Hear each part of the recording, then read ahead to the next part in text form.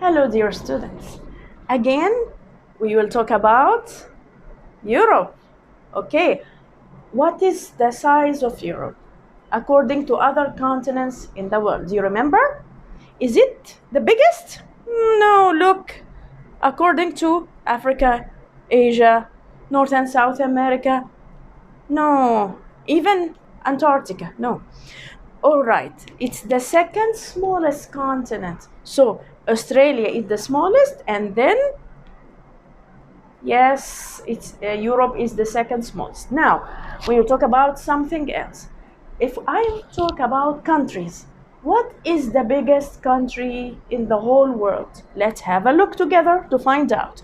You have Canada here, you have USA, Brazil, you have a lot of big countries.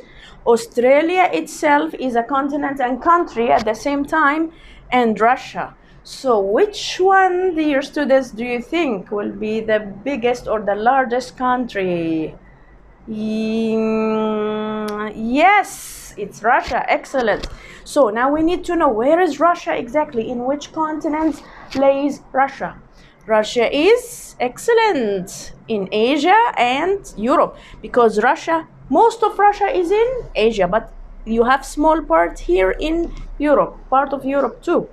All right, but remember the supercontinent, which was Eurasia, made of Europe and Asia together? Yes. What separates Europe from Asia? Something natural. Allah made it. You have series of mountains. Bravo. So we have here Ural Mountains, which separates Asia from Europe. And at the same time, you have Ural Mountains are in Russia. Why? Because these mountains separate the the Asian Russia from the European Russia, because we said before that Russia lays in both continents, Europe and Asia, at the same time. So you have here Ural Mountains. It's not one mountain, it's mountain range or series of mountains. All right. Now we talked about countries, we talked about many things. Now we need to know one thing: why tourists love to visit and come to Europe and all the European countries every year? Why? What is special about Europe? We have three things. We said something called favorable geography. Look at this part. Favorable geography means it's very special in its geography. Geography here means many things. Favorable geography means the climate here in Europe is so good. It's not hot, of course, because it's away from the equator. So you have very nice weather in many countries in Europe. So you have good climate, you have good location. Remember the good location that we said before about where is Europe in the world? And it's surrounded by many bodies of water and next to many continents. Yes, so very good location, very good climate. And there is something else. We said special physical features or landforms. So again, why people love to visit Europe? Because it has something called favorable geography. The geography is so good because it has good physical features, a lot of different physical features, good climate and good location. So you have physical features and you have, I will write it here, physical features, you have good climate and the location. We talked about the location before, and the climate is not bad, it's so good in many countries. And now we need to talk about what's the meaning of physical features. Remember, if I said physical features, do you think physical features are man-made or natural, made by Allah? Very good. This is something made by Allah. I need another name for physical features. We can say natural features on earth, or you can say land forms, the things that forms the land or shapes the surface of the earth. Now, I want you just to remember some physical features or landforms or shapes on the surface of the earth. Give me examples. Remember? Very good. Mountains. What else? The flat land is what? Plains. Okay, the lowland will be valleys. Excellent.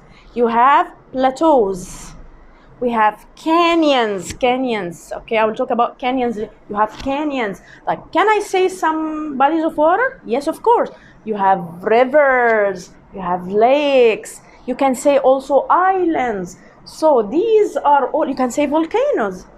All these things are called physical features or land forms. Of course, you have here Ural Mountains. This is one of the physical features between Asia and Africa. Sorry, between Asia and Europe, right? So now we said why people love to visit Europe. Europe, it has favorable geography. Because it has favorable geography means it has very good climate, very good location, and a lot of different physical features. And don't forget, it has very old historic cities. Remember, of course, you know that France is a very old country. It has Paris. You have Italy, and the capital is Rome. You have very old and precious cities. So, of course, people love to come and visit the ruins, the old ruins, the ancient world, all right? So these are all about why Europe is good and important. Now, something else, I will talk about the people who live in Europe. You know that people live in different communities. For example, some people live in cities, some people live in villages, some people live in towns, some people live in deserts like Bedouins. Now, we need to know most of the people, not all of course, most of the people in Europe, do you think they live in towns or villages or cities? The answer is cities. Excellent. So that's why the word city means urban. If I will say here the word urban means people who live in cities. So you'll find in the books, they said it's the life in Europe is urbanized. Urbanized coming from the word urban. Urban means living in the city. If you live in the city, this is urban life. So when I say urbanized, means most of the people or a lot of people in Europe lives in cities. A lot of people live in cities in Europe. So it's urbanized. This is the kind or type of life. So there's something else I want to tell you. Now, I want you to know how valuable is your book or any book or searching in the internet to get any information about any part of the world. So now I want you with me to go to page 6 in the book, because we need to read together the new words. Okay, you have supercontinent. I will get you flashcards in another video. Arable, read them with me. Supercontinent, arable, current, Arctic Circle. We will know all these together. Tundra and income resources. But of course, we don't know anything. Only the thing that I told you about is supercontinent.